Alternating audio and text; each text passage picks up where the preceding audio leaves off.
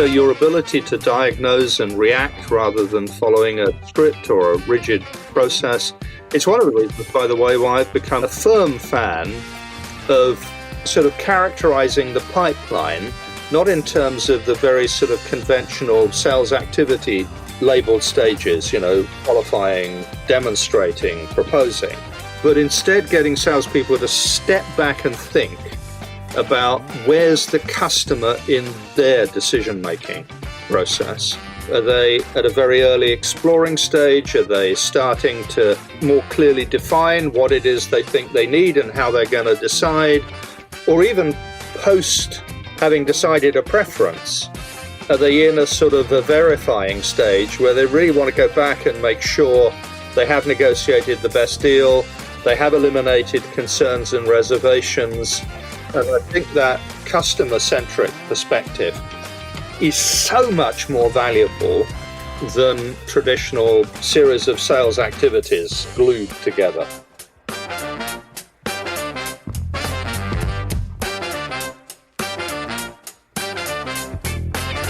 Hi, friends. Welcome to the Sales Enablement Podcast. I'm your host, Andy Paul. Now, that was Bob Apollo. Bob's the founder of Inflexion-Point Strategy Partners, based in the UK.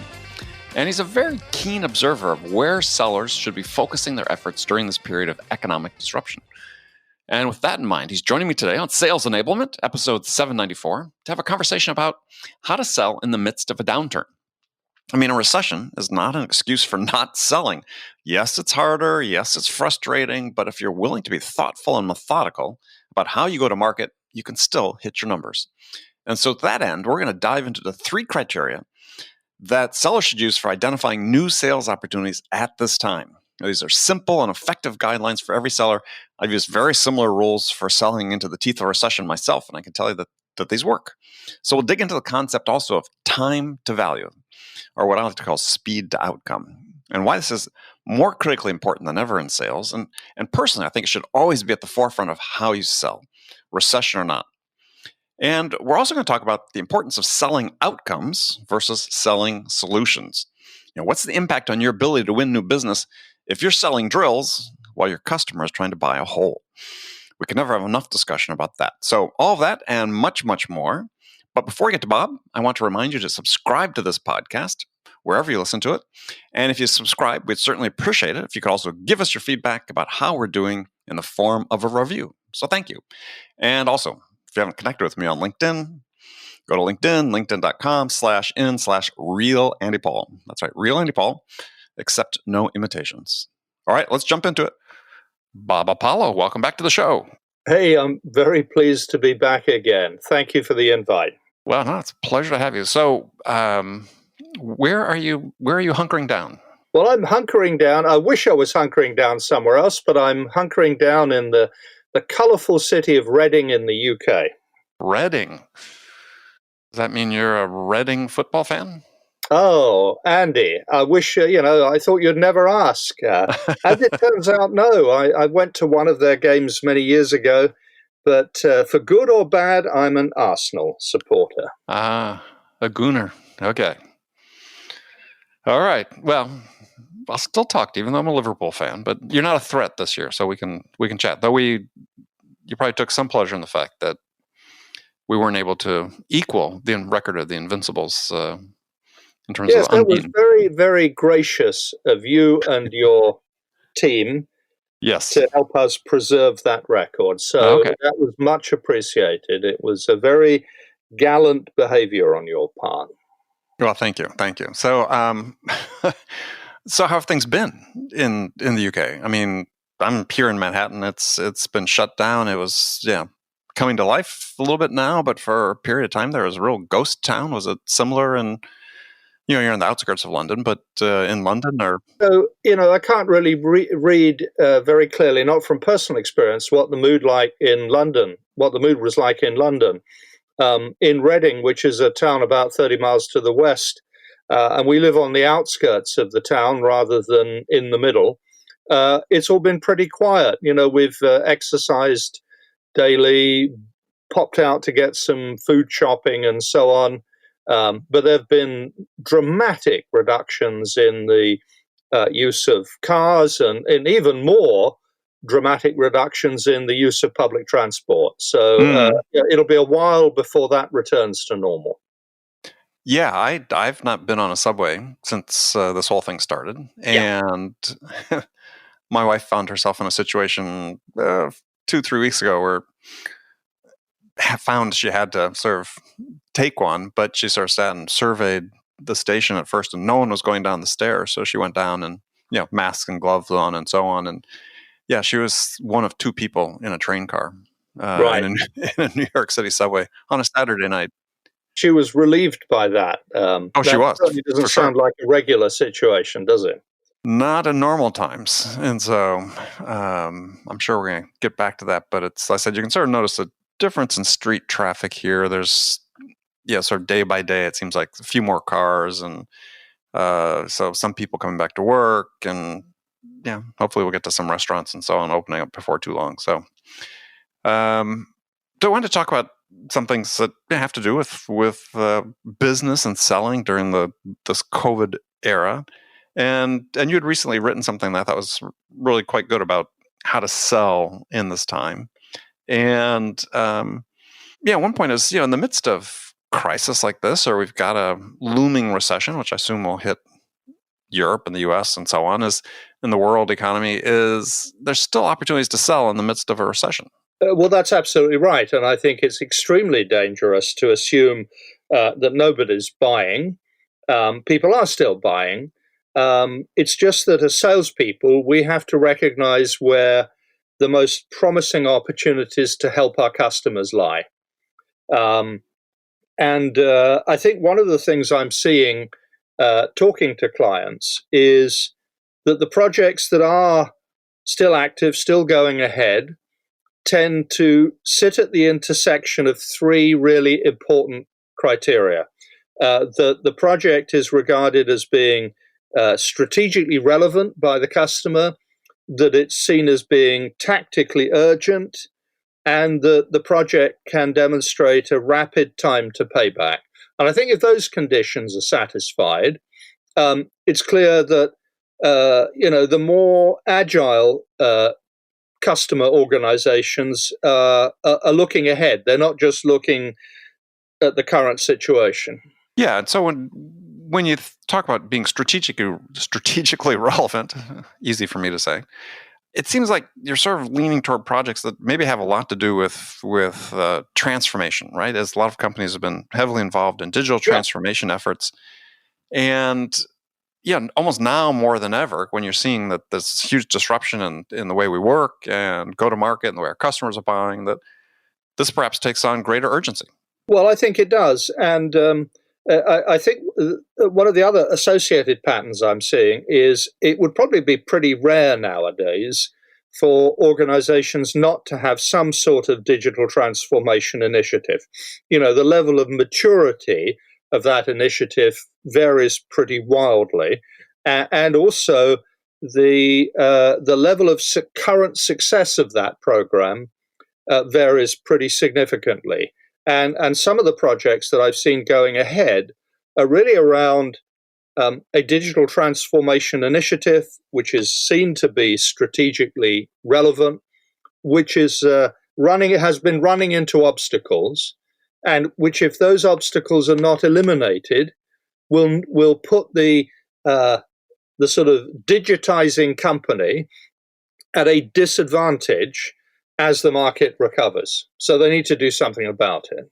I would think there'd be a sense of insecurity if you were in the midst of one of these transformation projects with this big disruption, and you're looking ahead and you're thinking, what if my competition beats me to this point? And that's where, the marketeers have for a long time talked about buyer personas.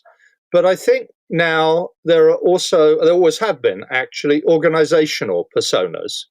And it's really important and necessary to understand whether the potential customer is one of those organizations that has sort of internalized the current situation and seen it as an opportunity to emerge from, as the recovery builds up pace, to emerge at the head of that wave rather than trailing behind. And I think there are some other potential customers who are perhaps more conservative about that. And I think you need to be able to read that. And you can see it in the pronouncements, the actions that the organizations are taking. Do they see this as an opportunity to become more agile, to emerge more strongly, or are they still obsessed with just keeping the lights on? Yeah, I'm preserving the status quo. Yeah. Yeah, I think if there's one thing that's clear from this, if there's any company that thinks that they're going to preserve the status quo as it existed back in February, when September comes around or January 1st or whatever, they're really fooling themselves. In every industry. There are obvious industries, but I think this is true in every industry. So one of the things I advise salespeople to do, I think it's always a good discipline to have a target account list, is to really go back and forensically reevaluate the target account list according to what you can learn about the organizations on that list, likely behaviors in as they emerge from the challenges we're all facing right now. Yeah, well, I think there's two things that come out of that. One is, if a salesperson takes that advice and says, look, you're going to go back, we're going to look at the publicly available information. It could be, if they're a publicly traded company, it could be financial statements, filings. Even if they're not, it could be press releases, whatever you could search online and try to find. Is that in doing so, you're also going to improve your business acumen to some degree, your ability to assess the opportunities that exist. Absolutely right. You'd certainly hope so, wouldn't you? Because whenever I've thought about ideal customer profiles, and of course that's one input into a target account program, I've always been absolutely convinced that a purely demographic approach to identifying target accounts, our accounts are of certain size, of a certain, location and a certain industry, all that does is to paint the boundaries of the market you might choose to play in. In fact, it's much, much more important, but harder to do, which is why I think the effort is necessary and very worthwhile to understand sort of the structural, behavioral, and cultural dimensions of the organization within that demographic box, and use that information to make smarter judgments about where your energies ought to be focused. And there's all this other information that's now available. Tools exist. You can get the sort of the technographic outline of what technologies are they evaluating? Are they looking at other firmographic information? Are they hiring? All of these things, much, much more important, I think, as indicators of potential than just the very classic, the classic demographics. And of course, you're right. There's actually, if you're willing to look for it, there's an abundance of information that can give you very, very useful indicators. You've talked about hiring. There are various ways, whether you're looking at, LinkedIn job adverts or what have you, you can far more easily access than you used to be able to information about the systems and platforms in place within organizations.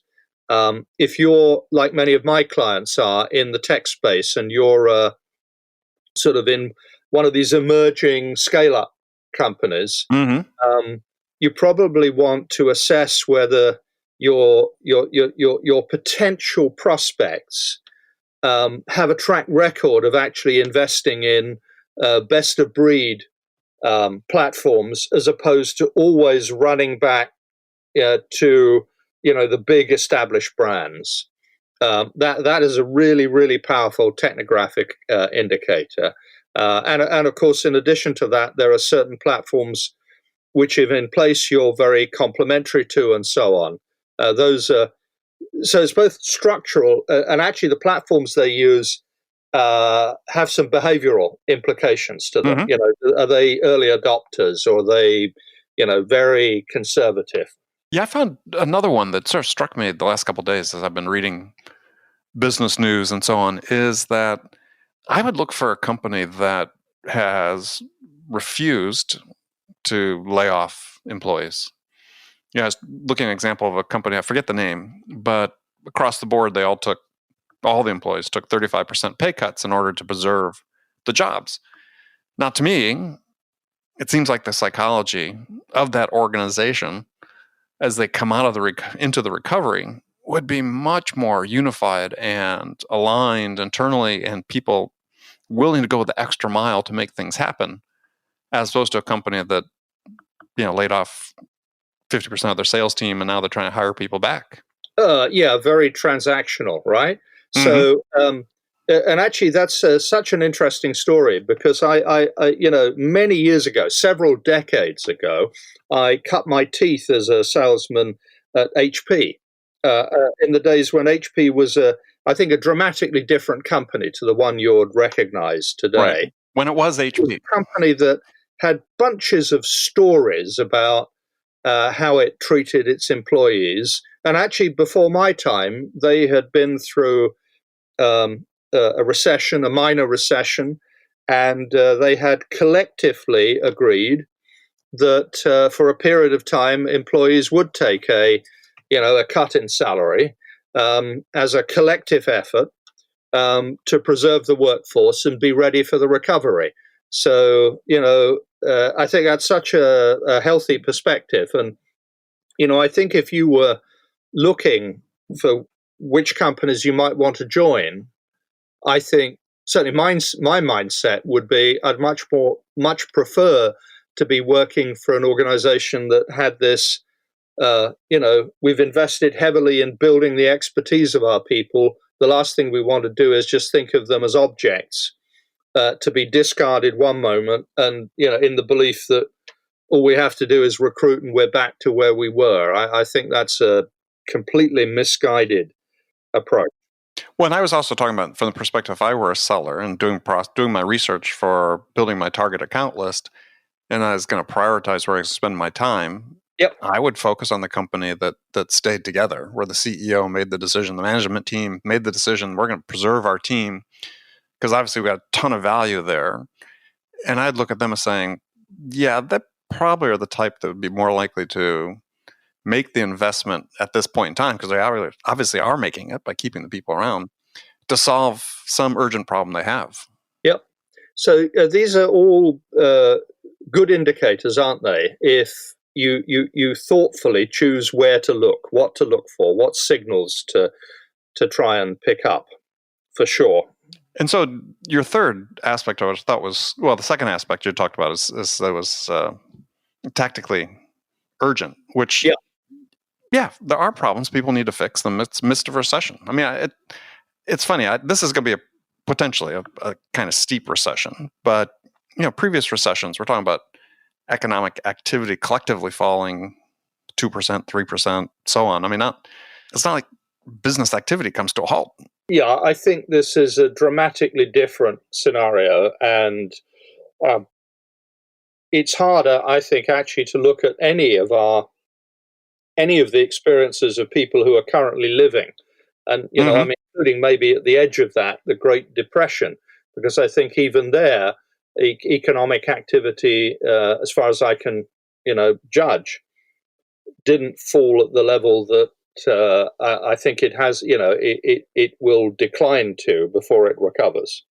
Yeah, in the second quarter, for sure. I mean, we've seen some initial earnings reports for part of that period, but have been rough for some companies, but okay for others. But I think a full quarter impact over the next 2 quarters, it's going to be kind of grim. So in that environment, for sellers, the message is, though, that, yeah, not all is sweetness and light, but to your point, there are 3 criteria you can apply, which I agree with them, to try to find and identify the opportunities that where companies need to move forward. Right.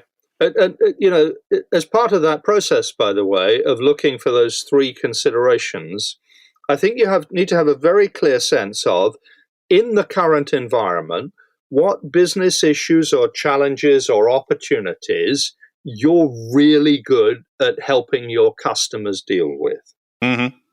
Yeah, I mean, even if you narrow the scope of what you typically sell. Yep. And by the way, I think sometimes you need to do that, this narrowing of the scope, because I was observing this actually in the past few years in some of the clients I work with, that sometimes salespeople, for a variety of motivations, sought to make the deal as big as possible. Could we sell this to another department? Could we add another module? And the danger with that, and it was a danger then, it's even more of a danger now, is you just make the whole decision-making process, the financial approval and so on, just so complicated that you defeat your ability to help the customer come to a confident, timely decision. So, and of course, a growing number of the organizations I work with, I guess maybe your experience as well, are selling their offering as a service rather than an outright purchase. Mm-hmm. So, just get your boots on the ground in the customer, find an application, demonstrate your value, land and expand. Yeah, we'll demonstrate value with a quick payback. I agree. Yep. Speed to value is I think really important if you're trying to demonstrate a sense of urgency for the buyer as to why to proceed at this point in time. Well, and part of that, the tactical urgency, is a topic that has been on my mind for some time, and that's helping the customer to recognize the cost and consequences of inaction. The risks of sticking with the status quo. Yeah. Well, I think that's a great point, because I think it oftentimes gets lost when we talk about reducing the perception of risk for the buyer in terms of making a decision to proceed. Is there is always the 180-degree perspective, which is, what is the risk? I mean, I tell people they balance out, right? I mean, the risk of not moving forward should in some ways be the inverse of the degree of risk of moving forward. Well, and my observations are that the most compelling proposals actually address both. They address the idea that if we just stay as we are, there's maybe increasing unnecessary expenditure, there's increasing risk and burden of risk.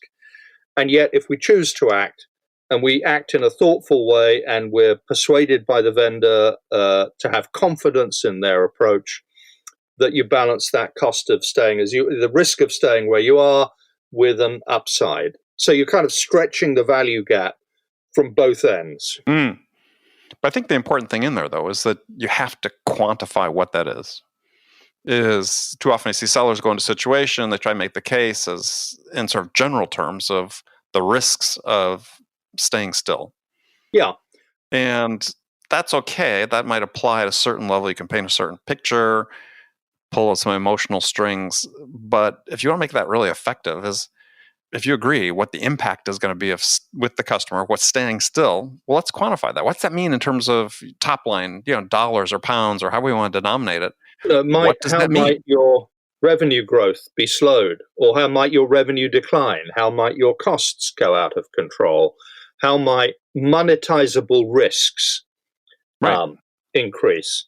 But quantify. And at the end of the day, most of these decisions have some element they need to have an element of rationality, but there also needs to be some element of emotion. But I think if there isn't a rational business case, I think that makes it harder to get people, the approvers, to sign off on projects. Yeah. So, but to your point which I think was a great point, is in this environment, is speed to value, meaning how quickly do they get a payback, is really important. So you have to identify those opportunities, and those could be, and most likely are, smaller chunks of perhaps bigger opportunities that you've already been talking to the buyer about. Yeah.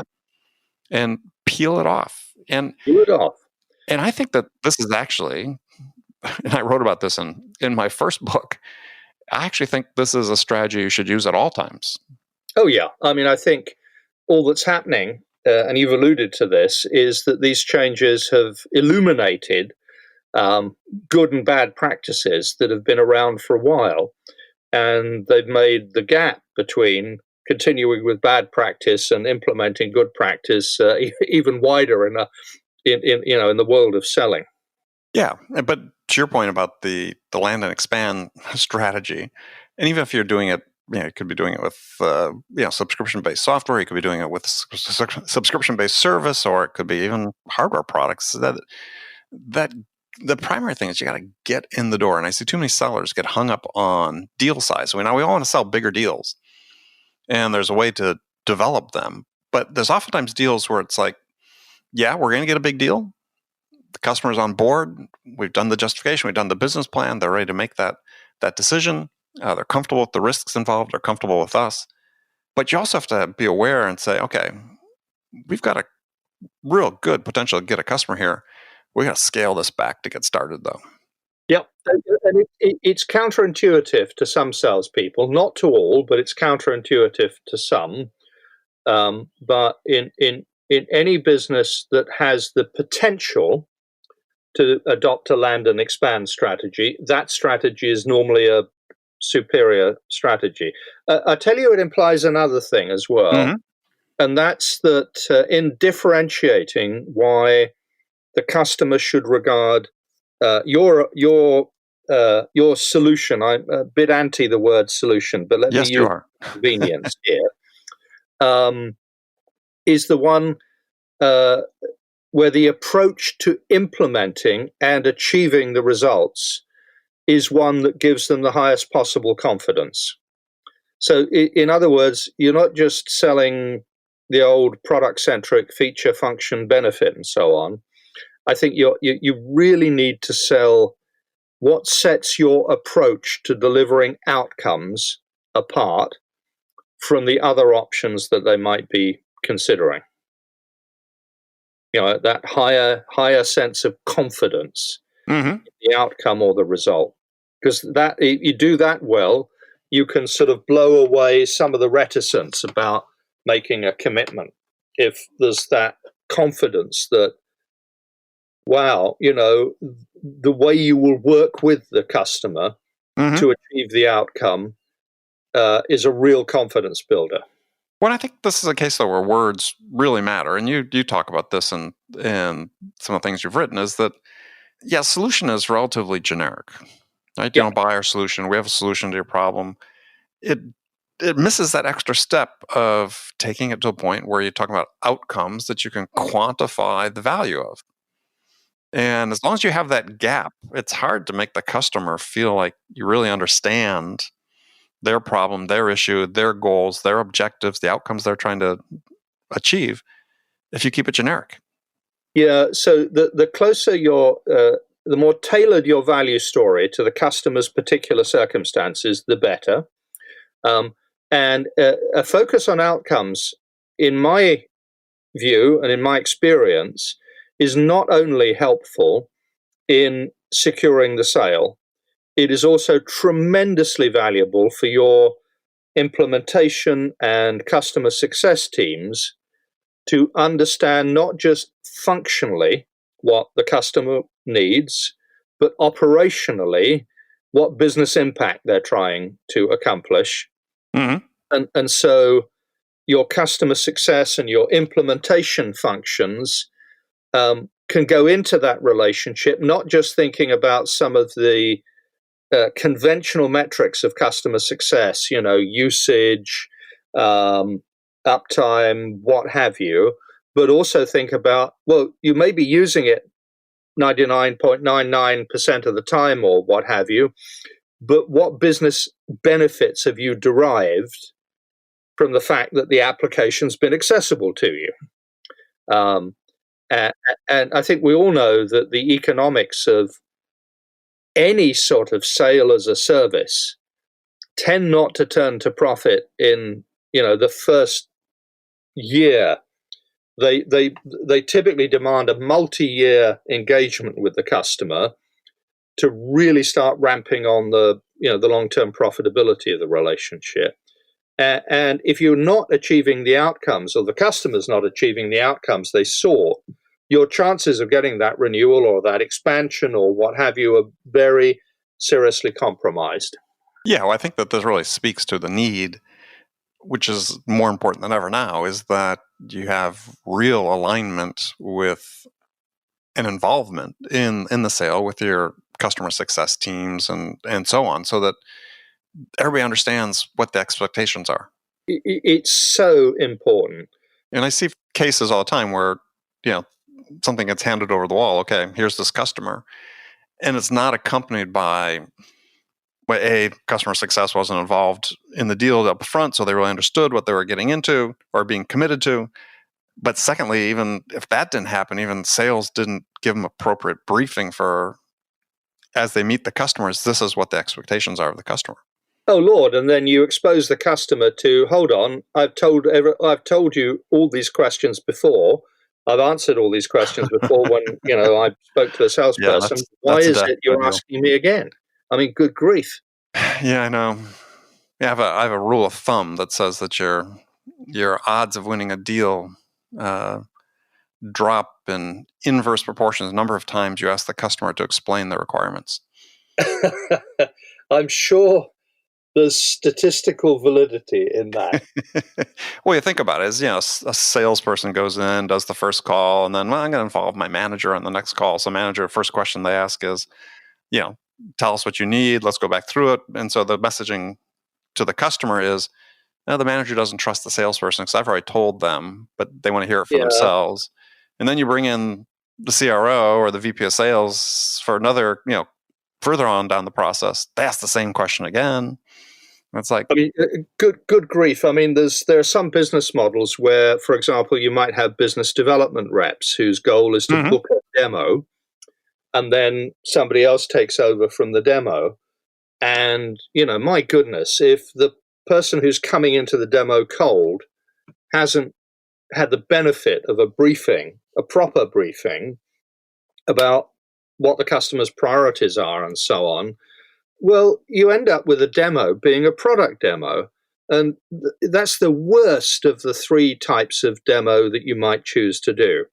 You might choose to do a product demo, but that's really how many features can I show you in the hope that some of it will stick. Mm-hmm.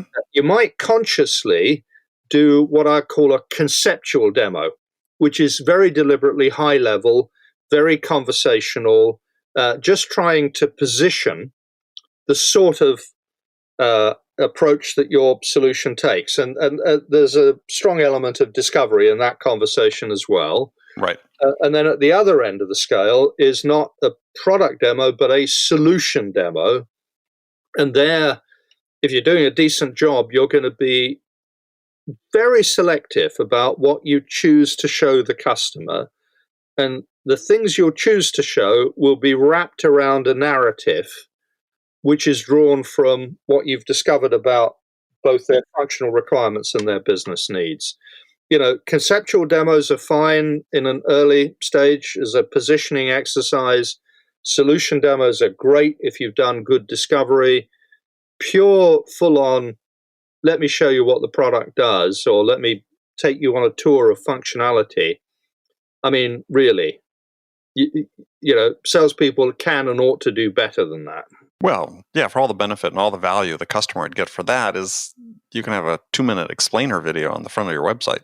Well, and in fact, you're right. And that, and actually the combination of a explainer video, perhaps with a little bit of diagnostic, tell me about your priorities. If priority A, here's this video. If priority B, here's that video, and so on. There are absolutely ways around it. Mm-hmm. Well, so you said you do work with a number of tech companies and SaaS companies and so on. Do you sense, because making the first outbound call is really in order to connect with the right person and set up a demo.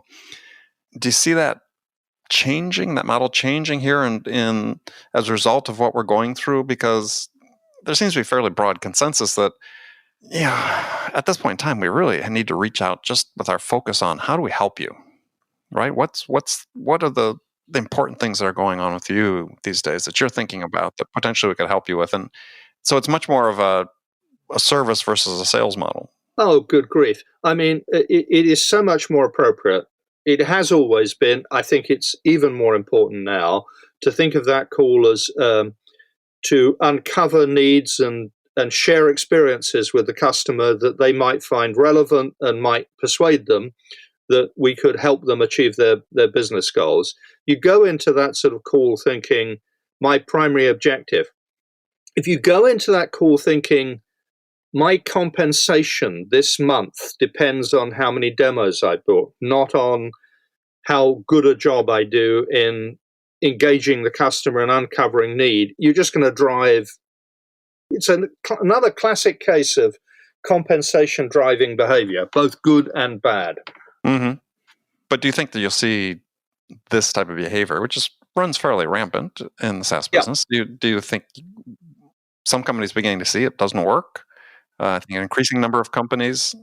We talked about personalities again, right? Mm-hmm. And I think there are sales organizations whose personality is very activity driven, activity metric, and not sufficiently focused on quality. Mm-hmm. And I do think there are other sales organizations, and some of it comes from the DNA of either the chief executive or the sales leader, who have a more nuanced approach, which says, actually, what we're looking for is to generate quality outcomes. So a quality outcome might be rewarding the BDRs not on the number of demos booked, but on the number of sales accepted, properly qualified opportunities that their activities generate. Mm-hmm. And it really depends. I mean, if you've got an unenlightened sales leader or CEO, you can't really impose an enlightened system in that environment. Yeah, well, some will make the argument that really since the last recession, 2008, so let's say 2010, the last 10 years, sort of the wild, wild west. We've had booming stock market, business has generally been good. We haven't had a recession in that time, which is certainly longer than you would expect from a business cycle standpoint. And thus, it sort of has encouraged this type of quantity-based activity and behaviors.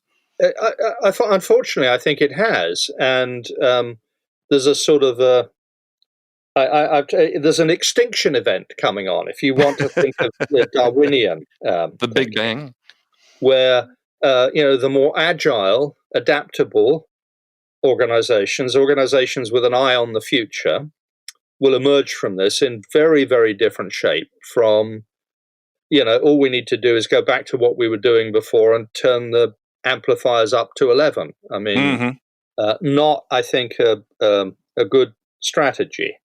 And, I will say to you, and maybe it's self-selecting in a Darwinian way as well, that most of the clients I manage to work with, have an enlightened approach, and they're really looking for some help and some guidance to apply that enlightened approach, rather than, I think it's really hard to persuade somebody who's running and has believed all their life in a activity metric, rigid process environment. It's pretty hard to persuade them unless they come across a really sort of confrontational experience, which forces them to revisit their historic assumptions. It can be hard to persuade, can't it? Yeah.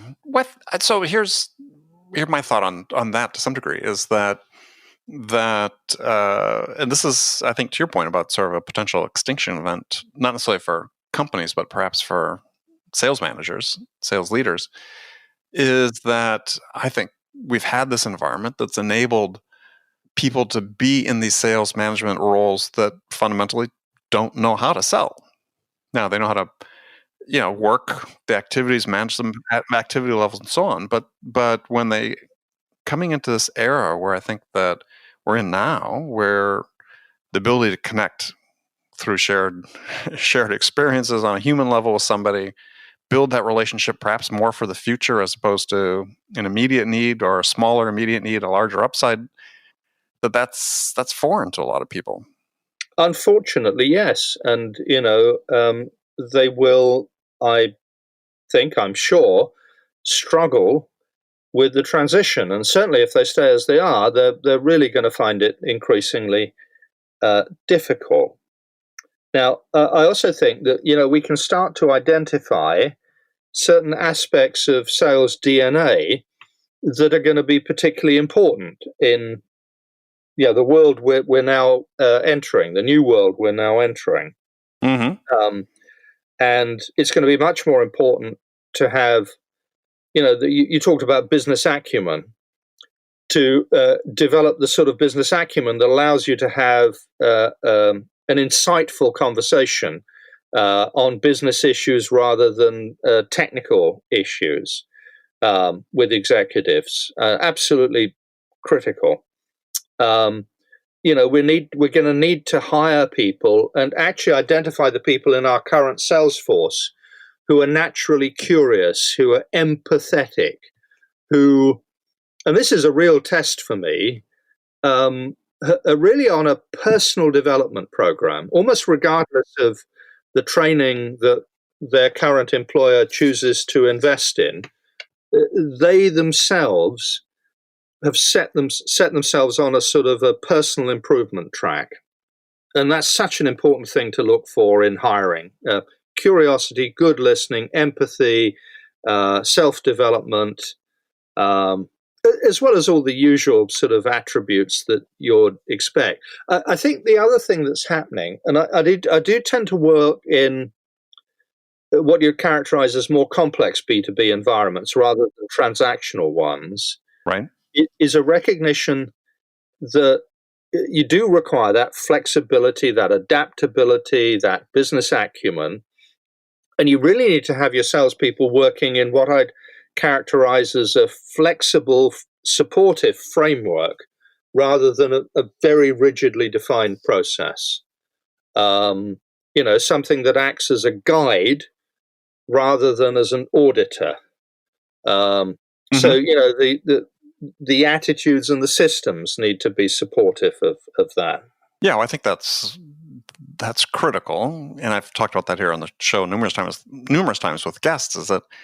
Is to your point, is we have to have our own processes set up in a way that we enable people to become the best version of themselves.